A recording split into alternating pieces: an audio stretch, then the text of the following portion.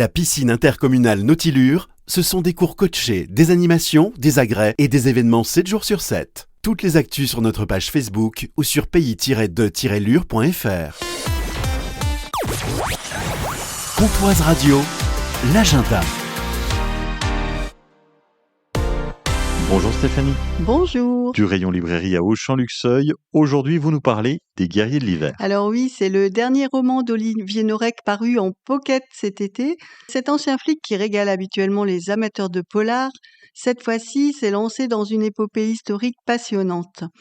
Il rend en effet hommage au courage immense d'un tout petit pays, la Finlande, qui a dû repousser l'invasion russe le 30 novembre 1939. Cette guerre d'hiver, qui a duré une centaine de jours, est un pan assez méconnu de l'histoire, et Norek nous plonge dans cet hiver glacial où les températures avoisinaient les -50, en suivant notamment la 6e compagnie, composée de soldats unis par l'amitié puisque au tout départ, ils étaient de simples paysans, ouvriers d'un même village, avant d'être mobilisés.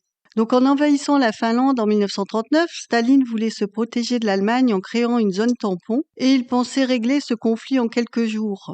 Mais c'était sans compter sur la détermination des Finlandais et leur fameux sisu. Alors le sisu, c'est une vertu finlandaise faite de courage, de ténacité et de résilience qui peut servir à chacun d'entre nous tout au long de notre vie. Nous suivons donc avec beaucoup d'émotion le héros principal, Simo, un jeune chasseur qui deviendra par la force des choses le meilleur sniper de l'armée finlandaise et que les Russes surnommeront la mort blanche. Mais Simo n'est pas un tueur, il ne tire que pour survivre et pour protéger ses compagnons d'armes. Simo deviendra d'ailleurs une légende grâce à son courage et à sa grande humilité.